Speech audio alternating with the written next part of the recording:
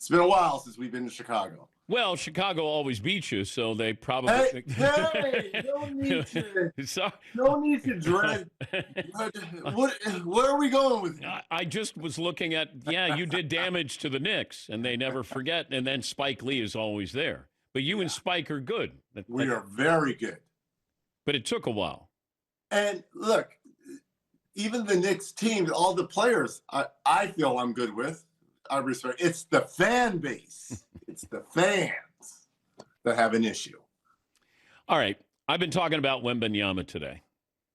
Probably too much. But he's 22. Yes. He was asked about being an MVP candidate. He talked about defense, which to me felt like, hey, Joker doesn't play defense the way I do. He talked about scoring. He doesn't score like Luka does. But then Wemby said, but scoring is more than just, offensive end is more than just scoring. Correct. And then he talked about head-to-head with OKC and SGA, and he said, we beat him 3 times. 4 times. Well, he said 3 times with their full lineup. Yes, he's beat them. Yes. Okay, tell me. He is correct. No lies told. But tell me why he won't win the MVP. Because the guy who probably will win it, SGA, will probably end up having the best record once again in the NBA, second in scoring. And he is, as though he's not as impactful defensively as Wemby, SGA does play defense. He is a two-way player. He's in the top 10 in steals. He's just out there scoring 30 points a game. So I think having the best record will give him the advantage. But I love everything about Victor Wembanyama. He's reinvented how we approach the game, the All-Star game, and he made those guys play hard. He should get a nod for that as well. But I also want to say this too. We've got to see them in the playoffs. I mean, you got to win a playoff series. I want to see a playoff series. I know the guy that will probably win the MVP and was finals MVP. Okay, I love what the Spurs are doing. We're on a collision course, right? And he's putting it out there. He is saying this before the playoffs too. He's subtly calling out names. Hey, I dominated y'all's champs. Hey, Jokic, you're a 3-time MVP. I play both ends. And I can score with you guys too. So he's putting the Spurs on notice. But I want to see him win a playoff series. Let's slow our roll a little bit. Okay. But so that means he can't win the MVP this year because it's taken for the regular season. The votes are taken there. You want to see him in the postseason. Therefore, next year, if there's success this year, then he sets himself up to be MVP. Absolutely. I think. And again, you know what? He could win MVP this year. Don't get me wrong, because there is, 3 weeks left in the season. I think we have some teams have 10 to 12 games left.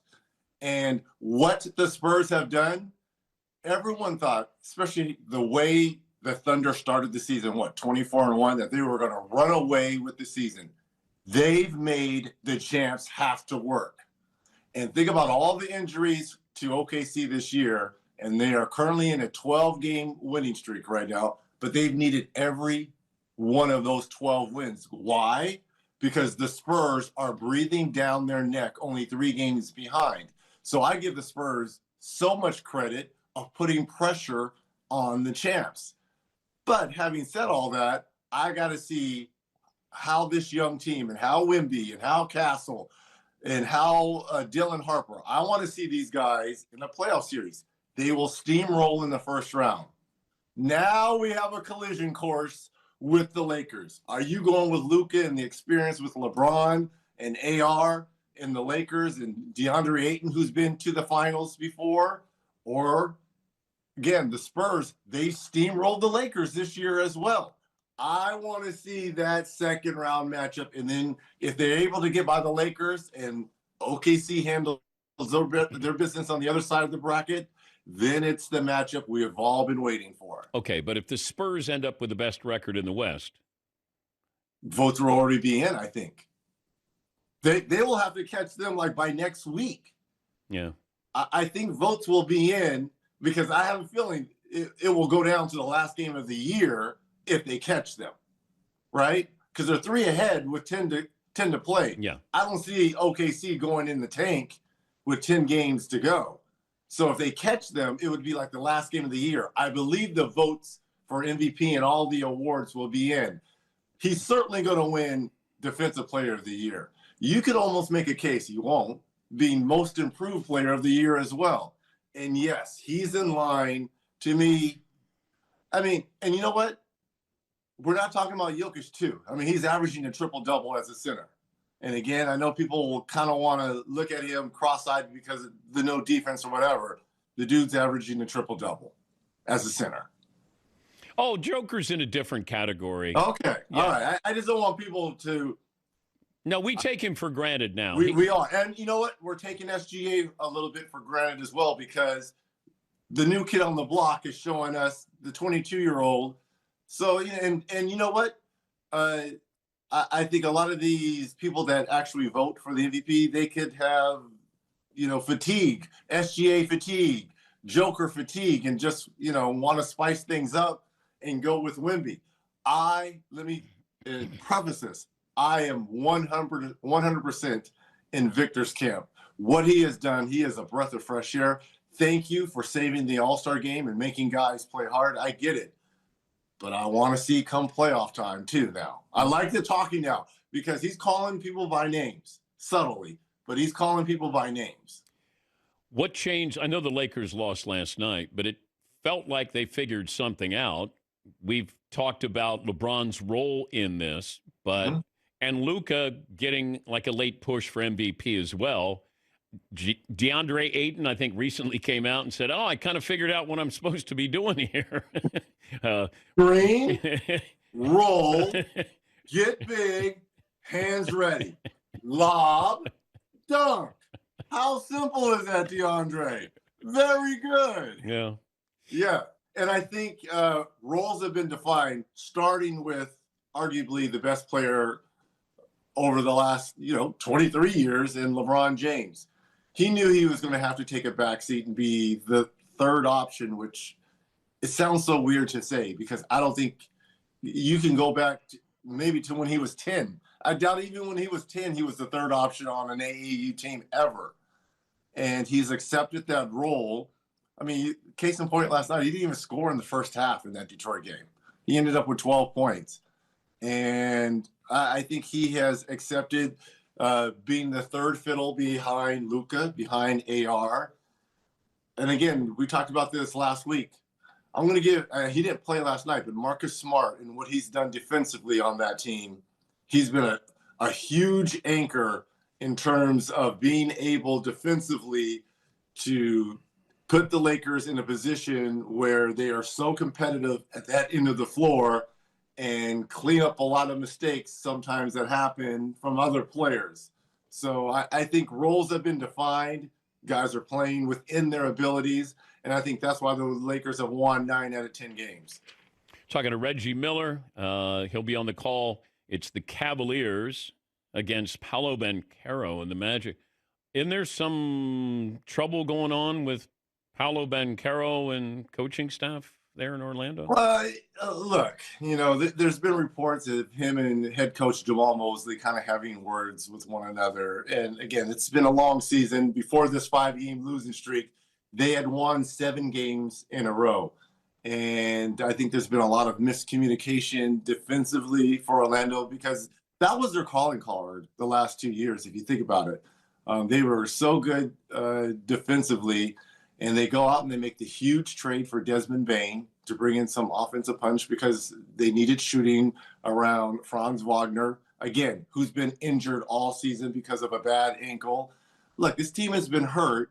Wagner hasn't been back. Powell's been in and out of the lineups.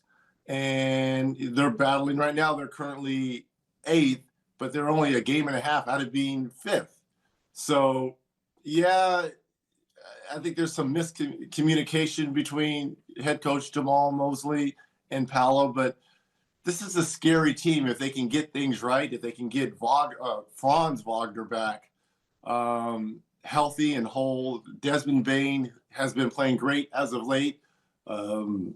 Suggs has been hurt a little bit. Suggs has been hurt a little bit. So there's some injuries for Orlando that they need to kind of get healthy and whole first as they head into the playoffs.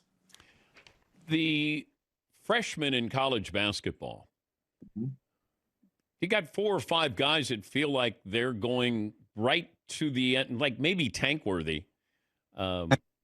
Yeah. But the biggest difference in what with Debansa and A-Cup and Peterson, like that Boozer, the difference of, okay, that's college to the NBA, what changes right as you get into the league? The speed of the game. I'll put it to you like this.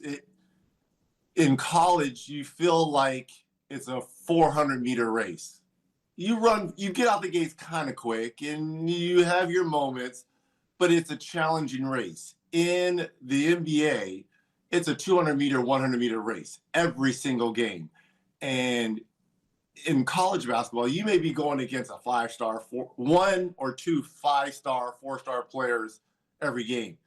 In the NBA, everyone won in high school and college and was a 5-star athlete. And the size of the guys, you forget how tall and long the NBA players are versus college. So it's a sprint. It's much more physical.